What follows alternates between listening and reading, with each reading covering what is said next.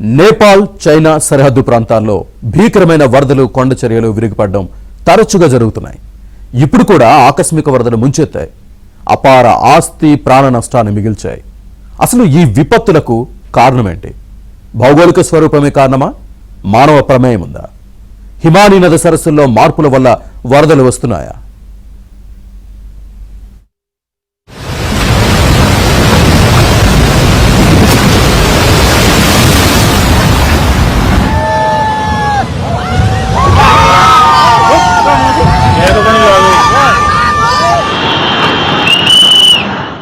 Nepal Tibet సరిహద్దులో ఉన్న రసువా జిల్లాలో భోటేకేసి అలియాస్ త్రిశూలి నదిలో భారీ వరదల కారణంగా నేపాల్లోని రసువా, నువాకోట్, ధాదింగ్, ఘోర్కా, చిత్వాన్ సహా నేపాల్లోని పలు జిల్లాలు కొట్టుకుపోయాయి.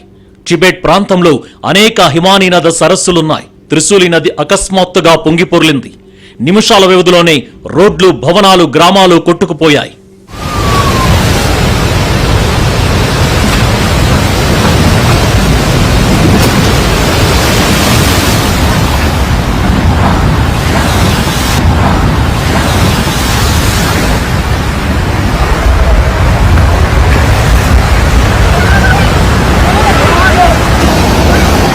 అసలేం జరుగుతుందో తెలుసుకునే లోపే వందల మంది మరణించారు. చాలా మంది జాడ తెలియడం లేదు. ప్రాథమిక అంచనాల ప్రకారం ఈ విధ్వంసానికి కారణం హిమానీ నద సరస్సు విస్ఫోటన వరద. 2025 జూలైలో టిబెట్లోని ఇదే ప్రాంతంలో పెరుగుతున్న ఉష్ణోగ్రతల కారణంగా ఒక హిమానీ నద సరస్సు విస్ఫోటనం చెంది 9 మంది మరణించారు. హిమానీ నద సరస్సులు కట్టలు తెంచుకొని విరుచుకుపడడం హిమాలయాలలో తరచూ జరుగుతోంది. This includes 34 male and 46 female participants and a few other volunteers who are camped in the nearby hotels. 3 volunteers and 1 doctor. I think the replacement doctor who came in just day before yesterday from the ashram. హిమానీ నద సరస్సులు 5 రెట్లు పెరిగాయి. మన దేశంలో 6 రాష్ట్రాలకు ముప్పు పొంచి ఉంది. 1990లో 107 హిమానీ నద సరస్సులు మాత్రమే ఉన్నాయని తేలింది. 2024 నాటికి ఈ సంఖ్య 525% పెరుగుదలతో 669కి చేరుకున్నాయి. 669 సరస్సులలో 88 సరస్సులు నేపాల్ తరహా హిమానీ నద సరస్సు విస్ఫోటన వరద ముప్పును ఎదుర్కొంటున్నాయి. 9 సరస్సులను అత్యంత ప్రమాదకరమైనవిగా, 18 సరస్సులను అధిక ప్రమాదకరమైనవిగా, 26 సరస్సులను ప్రమాదకరమైనవిగా వర్గీకరించారు.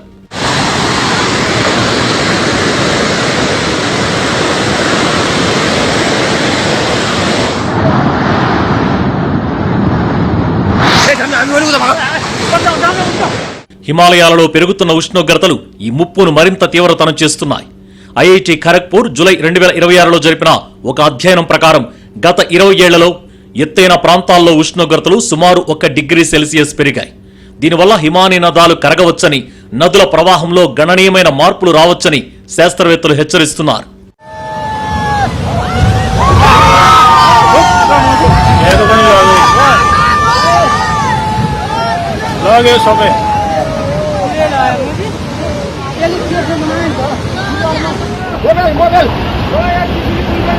लो त्रिशूली बजारै गयो यार लो गयो यार चौसी ओ ए सिलास यता यता आऊ यता यता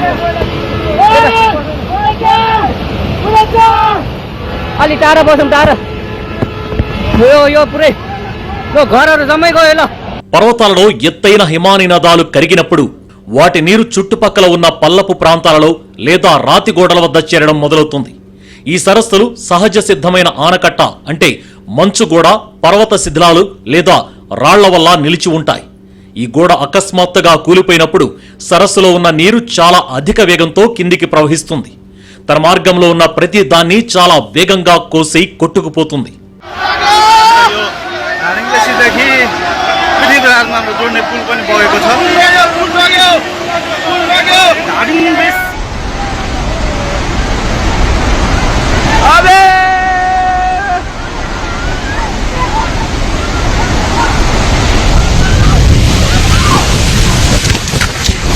భూతాపం కారణంగా మైదాన ప్రాంతాలతో పోలిస్తే ఎత్తైన పర్వత ప్రాంతాలలో ఉష్ణోగ్రతలు ప్రతి సంవత్సరం మరింత వేగంగా పెరుగుతున్నాయి.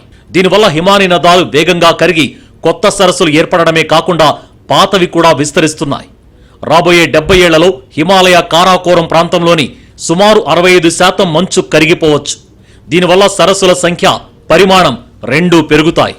మారుతున్న వాతావరణ పరిస్థితుల వలన ఈ మంచుతో కప్పబడిన హిమాలయాలు ఉష్ణోగ్రత పెరగడం వల్ల ఏం జరుగుతుందండి, అలాగ కరిగిపోతున్నాయన్నమాట. ప్రతి సంవత్సరం కూడా ఈ గ్లోబల్ వార్మింగ్ వలన ఈ గ్లేషియల్స్, అదేవిధంగాను హిమపాతము, దీన్ని ఏమంటారు, ఐస్ రాక్ అవలంచ్ అంటాం ఈ టెక్నికల్ టర్మ్స్లో. ఇవన్నీ కూడా ఒకేసారిగా బ్రేక్ అయిపోయాయి. అత్యధికమైన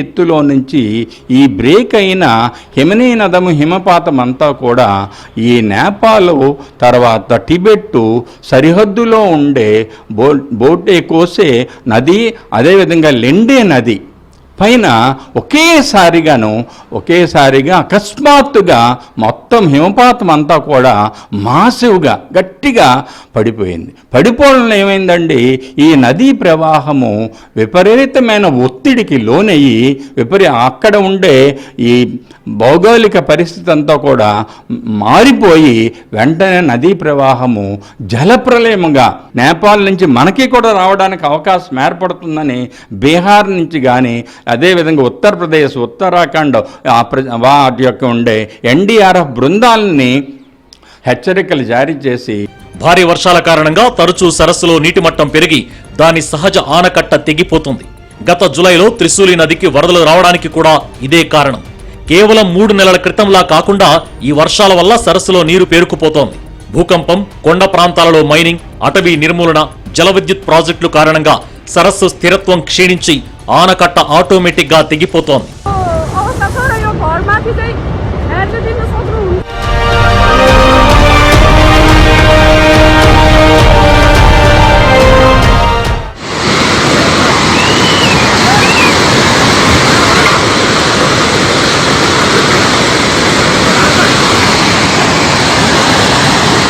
కొన్నిసార్లు భూకంప ప్రకంపనలు కూడా సరస్సు పరిస్థితిని ప్రభావితం చేస్తాయి.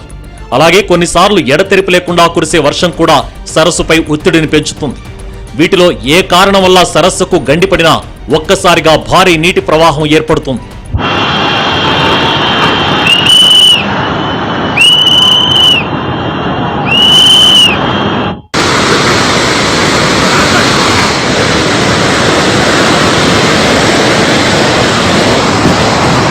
కొన్ని జాగ్రత్తలు తీసుకుంటే ఈ ప్రకృతి విపత్తుల నుంచి ప్రాణాలతో బయటపడవచ్చు. హిమానీ నద సరస్సులున్న చోట నిరంతరం అప్రమత్తంగా ఉండాలి.